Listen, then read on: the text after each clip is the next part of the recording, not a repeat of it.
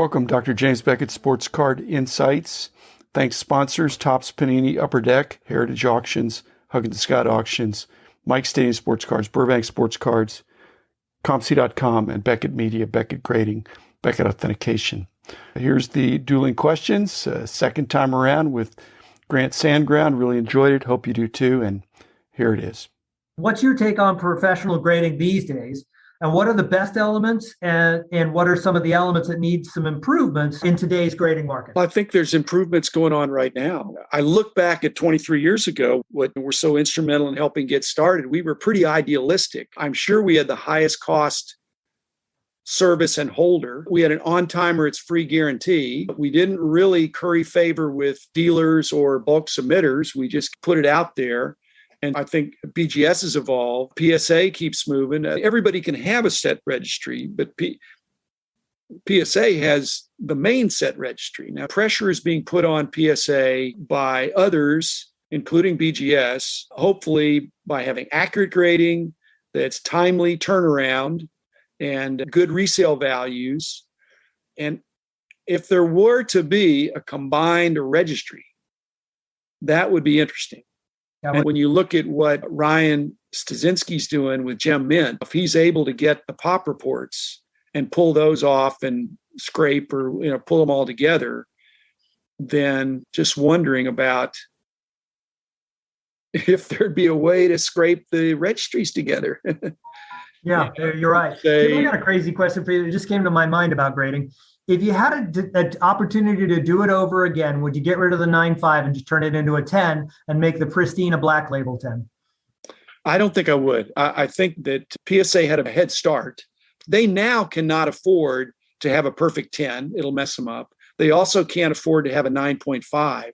And so I think BGS has a niche in my marketing sense that the black label 10 is very meaningful. A regular 10 is, to me, better than a PSA 10. And a 9.5, you just have to suffer with the fact that it doesn't sound as good. Hey, I've got a 9.5. Well, I've got a 10. And CSG and SGC have both realized that 10 is a magic number. What do you think about the importance of subgrades and being open about subgrades directly on the labels themselves? Whereas BGS is one of the companies that does it, PSA has never done it. They don't tell you why you got a 9 or why you got That's part of our highest cost provider to provide that information. I think it was a real market edge in the beginning. And it was consternation that came back at you unfairly that people wanted to average the subgrades, which, if they really would think about it, it doesn't make any sense. You can't average the subgrades. Some are more important than others. And I think what you did was terrific. Now you can get with or without subgrades. I think subgrades are important. I think they demystify the grading. They mystify it in the algorithm, but they demystify it. And at least you can see, hey, there must be an edge flaw there because it's downgraded on edge. Let me turn it on the side and see. Your thoughts on the cost of grading today versus, let's say, 5 years ago? Okay. Gosh, I don't want to be telling people what to do, but this is so counter to what people are going to do. And that is that if there was a collectors union, they would get together and say, guys, we cannot be sending in cards at $50 economy to PSA. Because if we do send in business as usual with all this pent-up demand, why would they ever lower the price? If PSA starts getting, if they get 1 million cards a month, if they get 1 million at $50 a card and up, because that's their lowest price, why are they going to cut that to $40 or 30 or 25 or 20, except for the fact that there's competitive pressure? And so if SGC and BGS and CSG and all these are $25 a card and PSA is 50, I think it's an experiment to see if PSA still maintains this market share, why would they lower their price? The reason they would lower their price is if their submissions dropped off, if people said, hey, I'm not paying that. And not enough people are doing that. So I think it's like economics. The laws of supply and demand can get out of kilter for a while, but sooner or later, they come back into equilibrium. And so, again, if I'm PSA, I'm laughing all the way to the bank if people are sending in submissions like they did when it was $10 or $12 a card. They're sending in at 40 or 50. In fact, if it's $50, they say, you know what, you send us 100 cards, we'll cut it to, it's the gross margin is outrageous. And frankly, Grant, it's probably the reason why PSA sold to Nat Turner at above what the stock was going for. And now it's been recapitalized at 400% even more. And it has to be because it's going to be a highly profitable business. And that means high margins. And that means high grading fees. And if I were them, I'd do it as long as I could. I'd keep the prices up there. All right. Thanks, Jim. I think But it's dangerous. It's dangerous. People could get mad at them. But it's hard to get mad if you're still making money. But it's hard to make money when you're paying $50 to grade a $10 card. But if it comes back as a 10, you double your money. But if it comes back as a 9, you can't even get your money back. Correct. That's where we're at now. Yeah, I think that's where it is. Okay, this is a tricky one. You've been part of two awkward transitions, I think. One is when I had a heart attack and sold a company. So there were a couple of things there. So you were there before, during, and after, and saw the corporate culture evolve. You also were at Upper Deck before, during, and after Richard, who was a huge figure in the hobby, iconic, really the guy that got Upper Deck going. And so Richard was there, very active, and then he wasn't. And so did the corporate culture change? I know you're high on Jason, and deservedly, but in our corporate culture, I think things changed a little bit, and probably some for the better. But what's your take on those transitions with founders of companies either taking a big step back or not being there?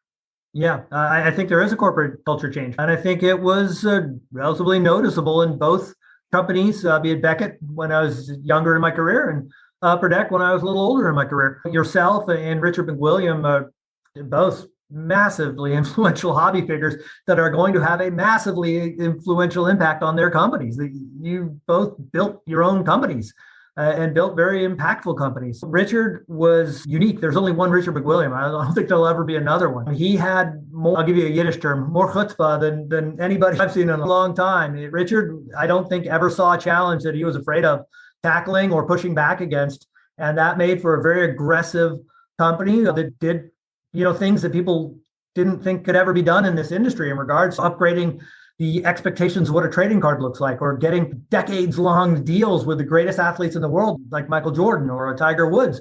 Those are the best of the best, and it takes someone like Richard with the highest of aspirations to shoot. So when he passed, it did create a different culture change, and we're very fortunate that we have great leadership in place, and in the form of the company president, Jason, and also the current owner, Vivienne. And those two together, I think, have really created the foundation of the new culture of Upper Deck. And I think Jason's always been very forward thinking. He was really the great push behind EPAC all the way back to 2015. Jason was pushing for us to get to be able to sell cards, a pack of cards on your phone at 2 a.m, whenever you wanted to buy cards anywhere in the world. You could be in the armed forces and buy cards in Saudi Arabia if you wanted to. And that was all Jason's thinking. And that was a new direction that came from Jason's leadership to make us forward thinking. I've always wondered, I think it doesn't need to be better or worse. It's just going to be different. And I'm willing to accept that.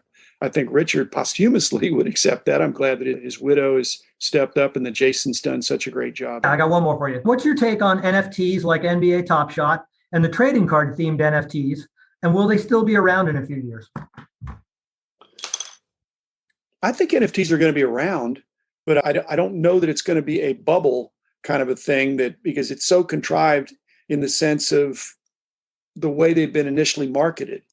But to have something on your phone or on your digital device that you can show somebody that's interesting, I think that will always be around.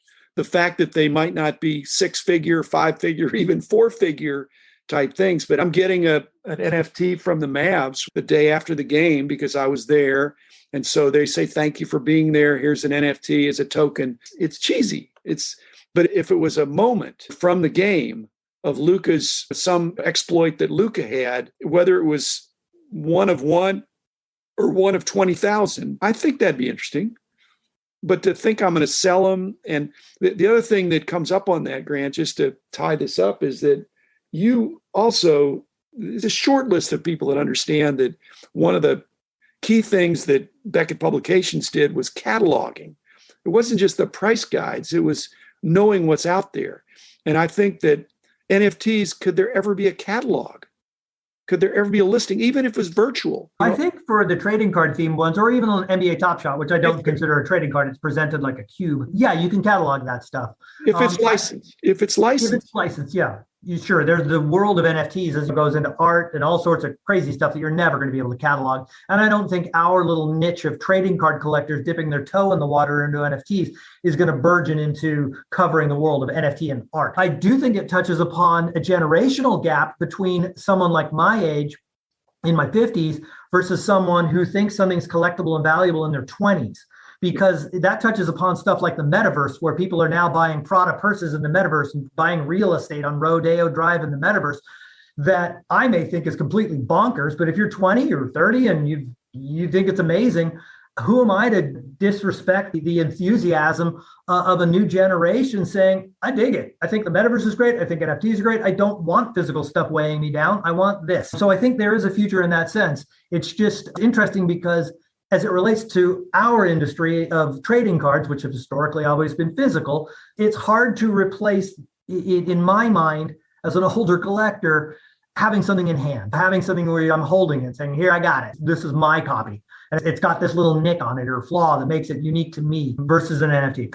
So it's an interesting. I'm saying a little bit different than that, because I'm saying that I think already people love showing off their collections through social media, through their digital devices. So your collection can be in your pocket on your phone, and you can pull it up and say, hey, here's some cards that I have. If NFTs were like that, that's interesting to me. I just don't see the price point being sustainable at these big prices when it's artificial scarcity, because it's a digitally reproducible thing that you're really getting the unlocking rights to it. But so if the prices were a lot lower, then I have no problems with the NFTs. But I think there was a gold rush there. And I thought that if you get in early, these things are going to go to the moon. Who wouldn't be in favor of something that has very low cost of production, like almost zero, that you can sell these clips? So everybody's going to be in favor of it. If you're the leagues or some of these big entities that are doing this, the valuations they got for their companies were outrageous. I think it got overheated. So I guess I'm saying I think there'll always be NFTs. There'll always be digital collectibles. There'll always be a metaverse participation. I just have a hard time thinking the meta version can be worth more than the real estate. And what we're seeing as well, I'm seeing where you get the physical asset and you get the matching NFT with it. I think that's going on as well. I think that's, I don't mind that. Yeah. I don't mind that. So we'll see. Like you said, with popular culture, we don't vote. You vote with your dollars. And we're keeping our dollars in our pockets, but there may be plenty of 20-somethings that say, this is so cool. No one can ever steal it from me. I guess you could lose it if you forgot your password or something. You forgot your 256 character password or whatever it is. But, I'm not against them. I guess I don't like it if people pay huge bucks for something like that. That's fair enough. Thanks, Grant.